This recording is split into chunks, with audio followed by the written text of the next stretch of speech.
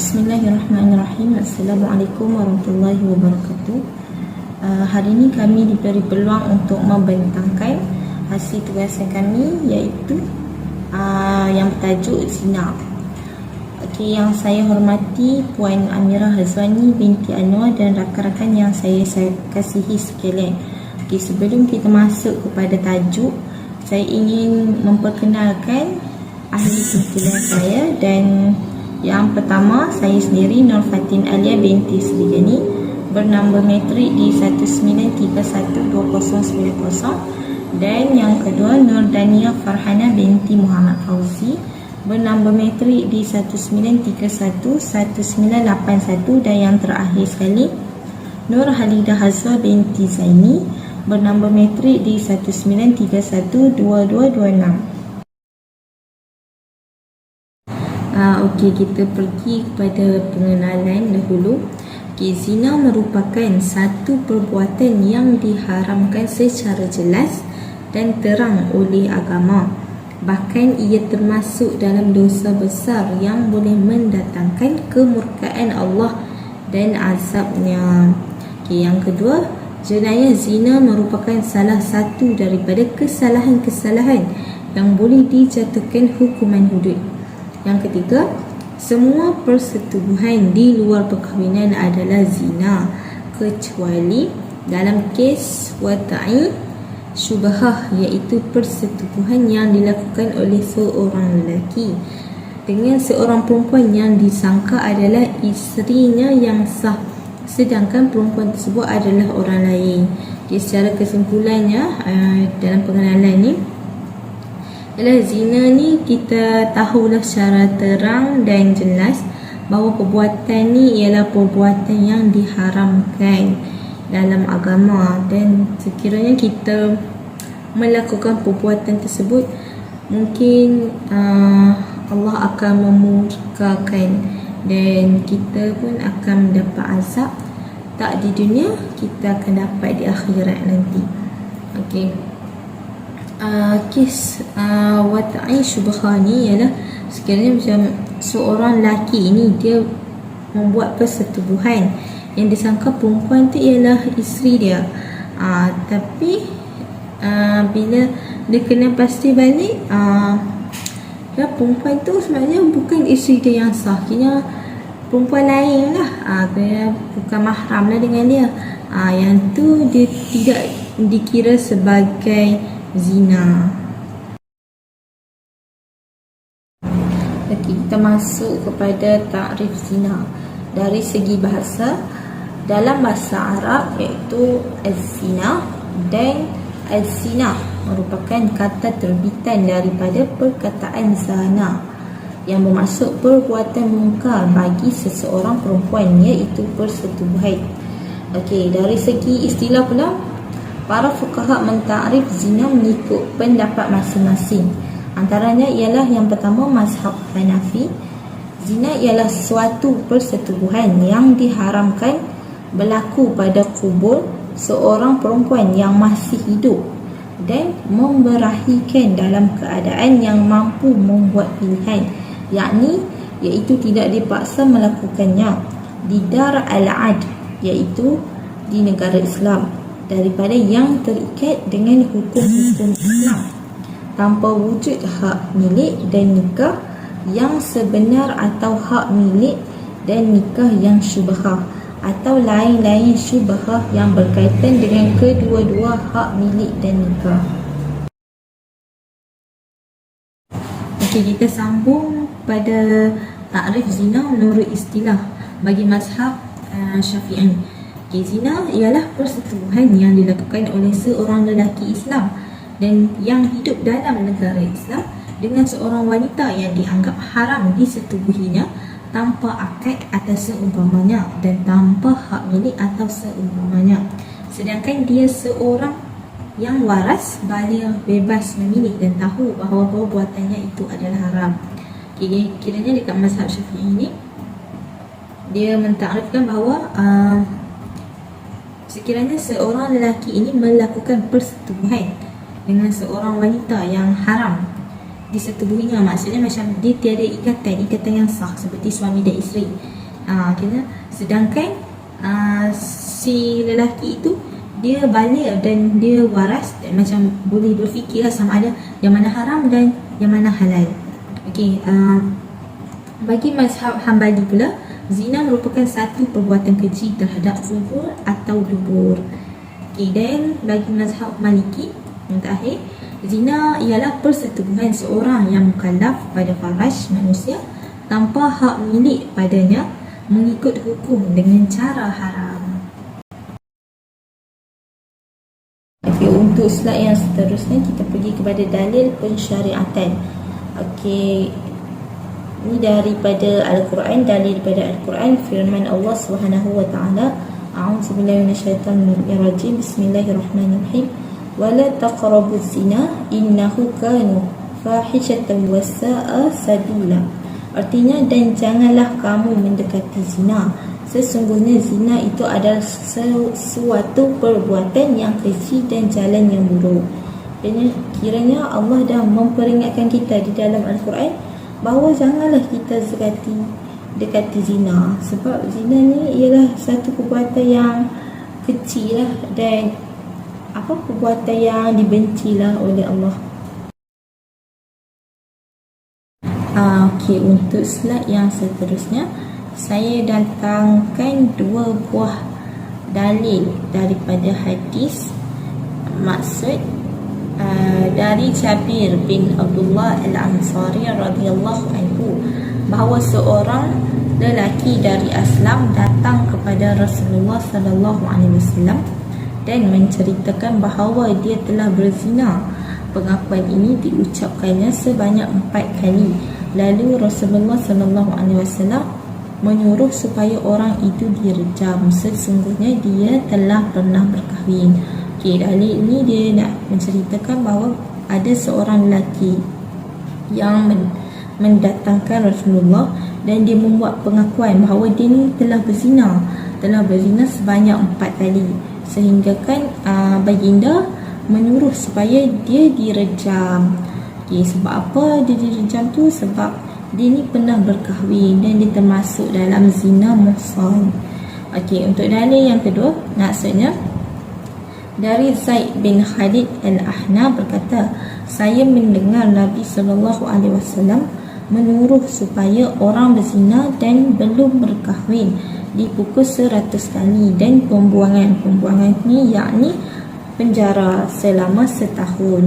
Untuk dalil yang kedua pula, dia menceritakan bagi sesiapa yang berzina tapi dia belum berkahwin, denda dia dikenakan sebanyak 100 kali pukulan dan dipenjara selama 1 tahun.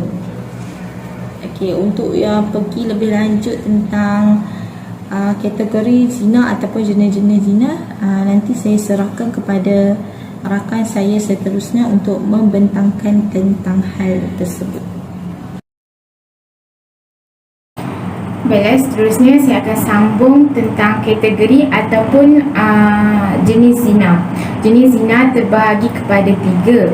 Yang pertama, zina muhsan. Yang kedua, zina ghairu muhsan. Dan yang ketiga, zina alaman. Kita pergi satu persatu. Yang pertama, zina muhsan.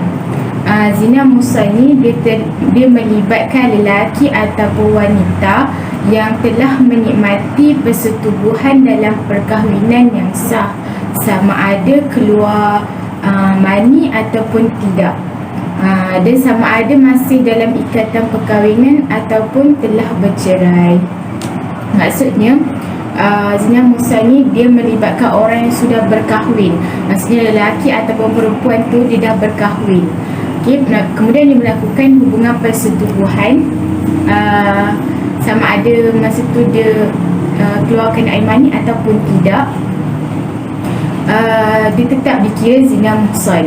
Yang kedua, zina ghairu muhsan, iaitu melibatkan lelaki ataupun wanita yang belum pernah menikmati hubungan seks dalam perkahwinan yang sah, walaupun telah melakukan hubungan seks itu di luar perkahwinan yang sah.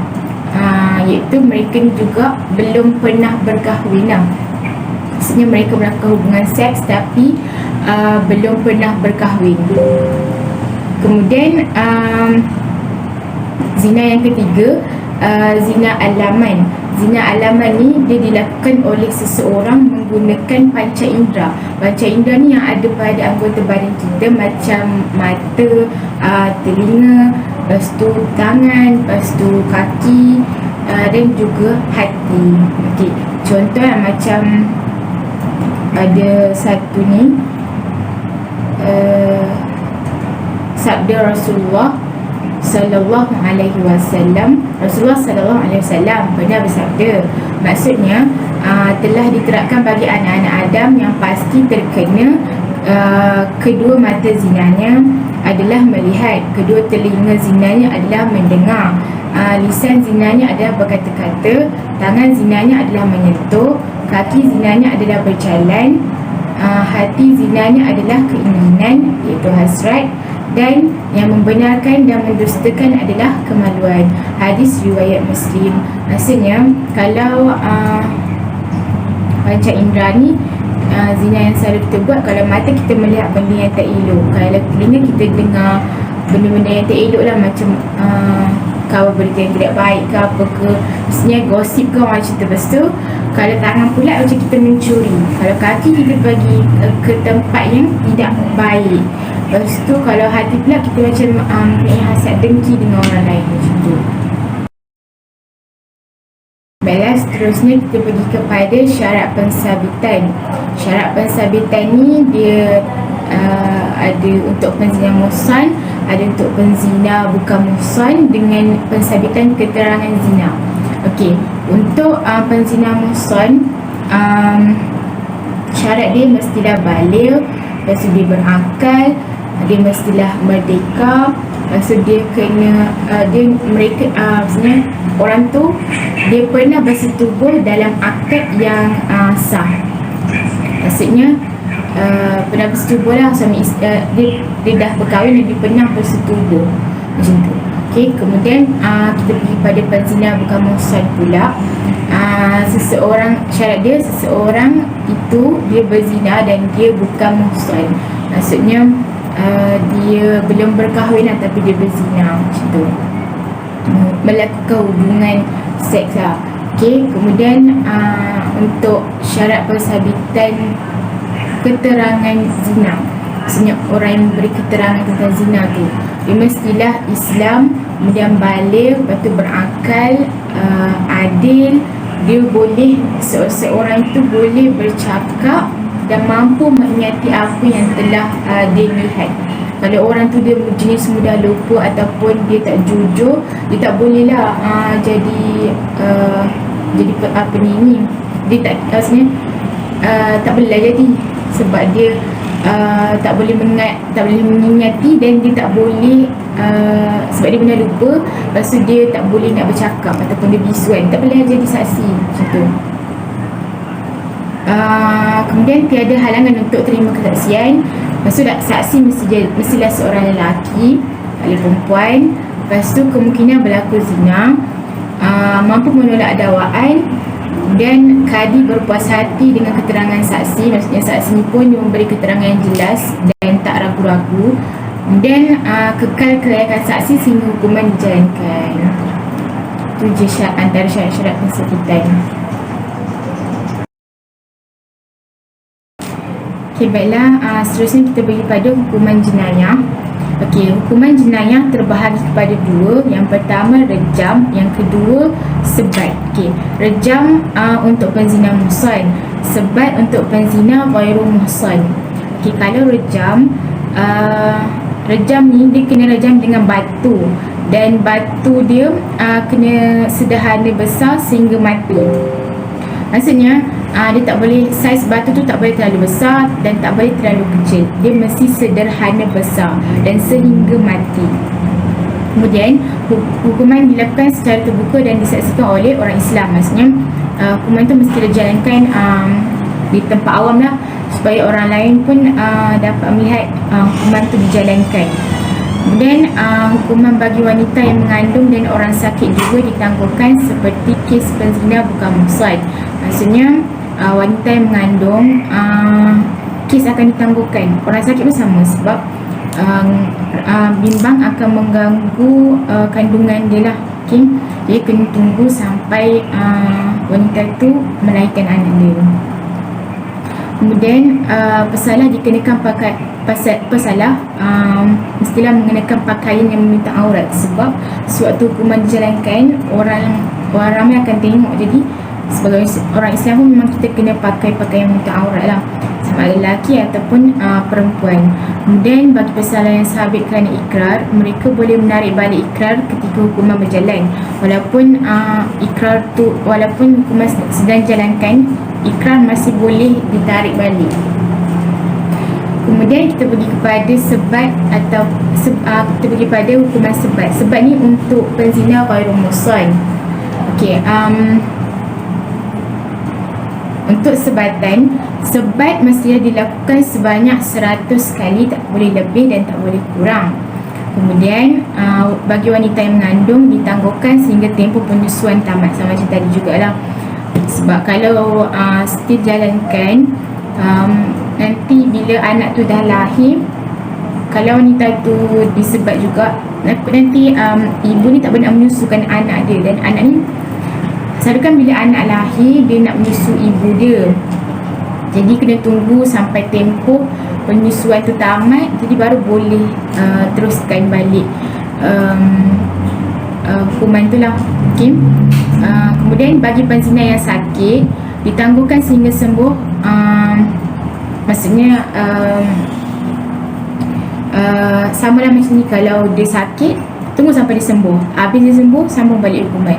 Kemudian rawatan yang digunakan tidak terlalu besar dan tidak terlalu kecil, iaitu lebih kurang 1 meter panjang dan 1 cm garis pusat. Itu dia punya saiz dan ukuran untuk rotan yang akan digunakan ketika untuk disebat nantilah. Okay?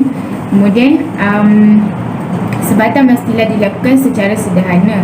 Maksudnya tak boleh terlalu kuat dan tak boleh terlalu perlahan.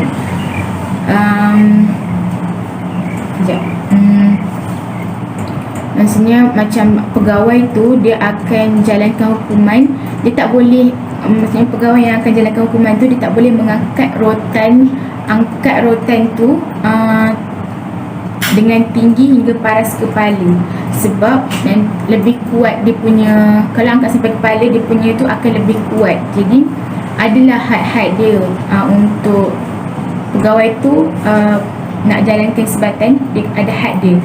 Jadi sama ada macam dia tak boleh lebih daripada kepala, sebab nanti terlalu kuat macam tu. Okey, sebab tu dia cakap sebatan mesti dilakukan secara sederhana. Okey. Kemudian pesalah dihukum dengan memakai pakaian nipis menutup aurat. Setelah menutup aurat, walaupun nipis kena menutup aurat. Macam tadi pun lah, rejam pun dia kena pakai pakaian menutup aurat, sebab pun sama. Kemudian macam sebatan tadi kan, sebatan tadi dia kena lakukan secara sederhana. Tapi kalau itu yang untuk sebat ni lah, kalau macam kes sivil pun dia ada sebatan juga, tapi dia macam melebihi daripada kepala. Jadi sebab tu lah kalau sivil punya hukuman dia sampai ada daging-daging yang macam mana cakap, daging-daging yang luka-luka lah. Lepas tu luka dia dalam. Beza dengan kita punya ni, dia ada had dia. Sebab tu lah beza dia. Macam hukuman sivil dia lagi sakit lah dia punya ni, sebatan dia tu. Kita punya ni kurang lah, tak adalah macam kurang, tapi lebih baik daripada yang sivil punya sebatan lah. Okay. Kemudian jika semasa sebatan dilakukan, pesalah didapati tak mampu menerima sebatan atas pengesahan doktor, maka sebatan itu perlu ditangguhkan sehingga pesalah sembuh. Maksudnya waktu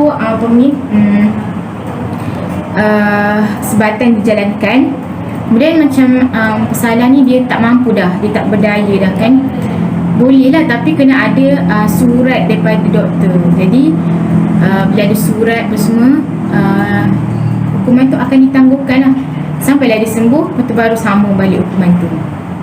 Kemudian hukuman sabit dengan ikrar atau pengakuan. Pesalah boleh menarik balik ikrarnya ketika hukuman sedang dijalankan, sama macam rejam tadilah. Walaupun sebagian sedang dijalankan, mereka boleh tarik balik ikrar tu. Okay. Bismillahirrahmanirrahim. Seterusnya saya akan meneruskan dengan syarat-syarat pelaksanaan hukum. Syarat pelaksanaan hukuman ini adalah bagi pesalah zina, muhsan dan bukan muhsan, yang mana mereka mestilah memenuhi syarat-syarat yang berikut.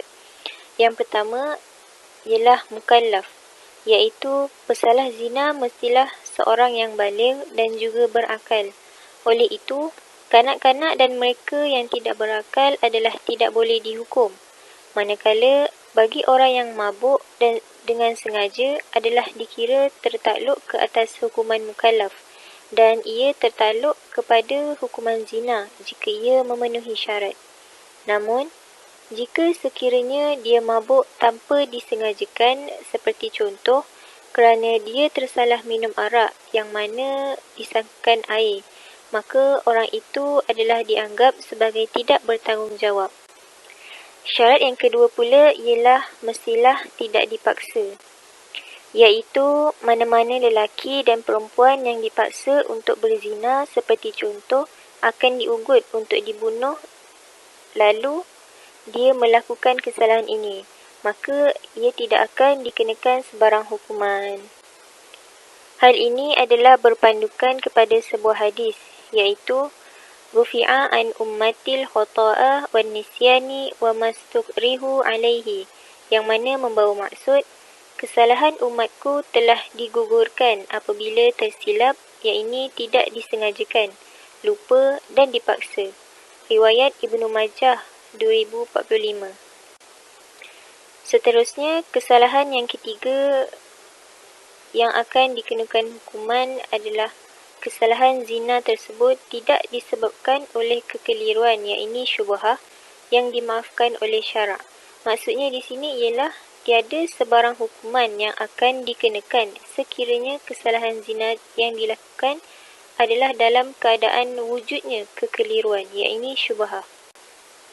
Sebagai contoh, seorang lelaki yang mendapati ada seorang perempuan yang disangkakan isterinya berada di katilnya, lalu dia menyetubuhinya, kemudian didapati perempuan tersebut bukanlah isterinya. Demikian juga dengan seorang lelaki yang berkahwin dengan seorang perempuan tanpa saksi, lalu dia menyetubuhinya. Hal ini kerana terdapat ulama yang tidak menetapkan saksi sebagai syarat nikah. Situasi tersebut adalah merupakan contoh bagi kekeliruan, iaitu syubhah, yang menyebabkan pelakunya berdosa tetapi tidak dikenakan hukuman. Oleh itu, pelakunya adalah berdosa kerana dia telah mengikut pendapat yang tidak kuat dan tidak mempunyai sebarang sandaran akannya. Sedangkan terdapat dan wujud dalil yang menunjukkan saksi merupakan syarat dalam sesebuah pernikahan. Rasulullah SAW bersabda, "La nikaha illa biwali wa syahidai adlin." Maksudnya, tiada pernikahan melainkan dengan seorang wali dan dua orang saksi yang adil. Riwayat Ibnu Hibban. Oleh itu, dengan wujudnya kekeliruan, iaitu syubhah, ini menyebabkan aspek pengampunan adalah lebih diutamakan. Kerana hal ini juga sesuai dengan hadis Rasulullah SAW yang bersabda, "Idra'u hududa 'anil muslimina ma istata'tum." Maksudnya, ketepikanlah hudud daripada umat Islam seboleh yang mungkin. Riwayat At-Tirmizi. Manakala syarat keempat pula ialah kesalahan zina yang disabitkan sama ada melalui pengakuan atau bukti, iaitu dengan wujudnya kaedah bahasa yang jelas tanpa sebarang keraguan. Pengakuan ini adalah memadai, dilakukan sekali sahaja tanpa perlu diulang. Namun, Sekiranya penzina menarik balik akan pengakuannya, maka hukuman akan digugurkan dan pengakuannya akan terbatal. Ini adalah berpandukan kepada tindakan Nabi Muhammad SAW yang telah merejam Ma'iz dan Al-Ghamidiyah berdasarkan pengakuan yang dibuat oleh mereka. Terdapat dalil yang menunjukkan tentang tindakan menarik semula pengakuan adalah dibenarkan dan seterusnya membatalkan hukuman zina.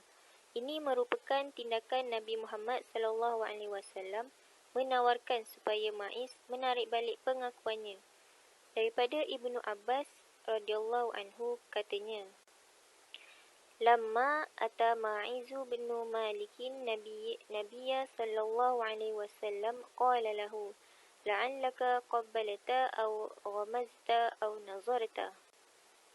Maksudnya, ketika Ma'iz bin Malik datang menemui Nabi Muhammad SAW, baginda berkata, mungkin engkau hanya mencium atau menyentuh atau melihat sahaja. Ma'iz berkata, tidak wahai Rasulullah SAW.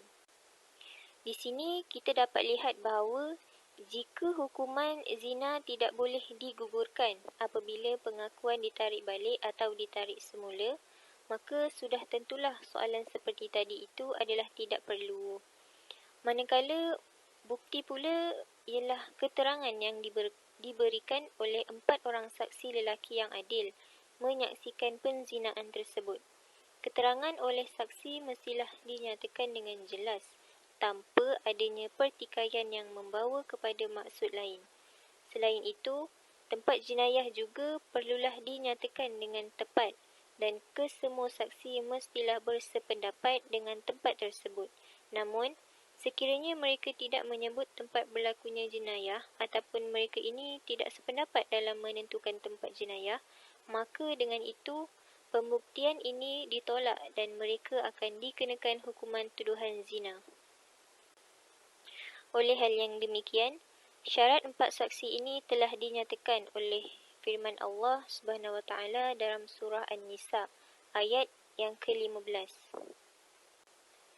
yang mana ia membawa maksud, dan sesiapa di antara perempuan kamu yang melakukan perbuatan keji iaitu zina, maka bersaksilah 4 orang lelaki di antara kamu. Seterusnya Allah Subhanahu Wa Taala juga berfirman dalam surah An-Nur ayat yang ke-13, yang mana membawa maksud, sepatutnya mereka yang menuduh zina itu membawa 4 orang saksi untuk membuktikan tuduhan itu. Oleh kerana mereka tidak mendatangkan 4 orang saksi, maka mereka itu pada sisi hukum Allah adalah orang-orang yang dusta.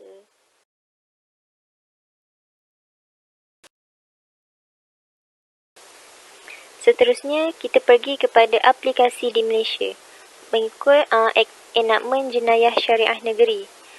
Mahkamah syariah adalah di bawah kuasa kerajaan negeri kecuali mahkamah syariah di wilayah persekutuan tertakluk kepada kerajaan persekutuan.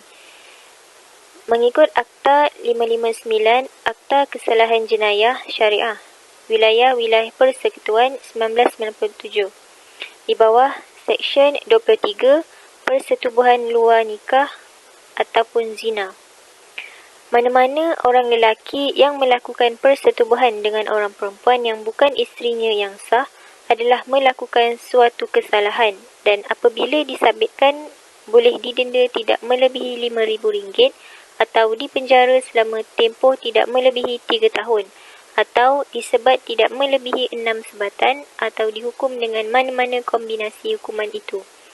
Kemudian, mana-mana orang perempuan yang melakukan persetubuhan dengan orang lelaki yang bukan suaminya yang sah adalah melakukan suatu kesalahan dan apabila disabitkan boleh didenda tidak melebihi RM5,000 atau dipenjarakan selama tempoh tidak melebihi 3 tahun atau disebat tidak melebihi 6 sebatan atau hukuman dengan mana-mana hukuman itu. Kemudian, hakikat bahawa seorang perempuan hamil luar nikah akibat daripada persetubuhan yang dilakukan dengan kerelaannya adalah keterangan prima facie tentang perlakuan kesalahan di bawah subsection 2 oleh orang perempuan itu. Bagi maksud subsection 3 yang tadi, mana-mana orang perempuan yang melahirkan anak yang sempurna sifatnya dalam tempoh yang kurang daripada 6 bulan Qamariah dari tarikh pernikahannya hendaklah disifatkan telah hamil luar nikah.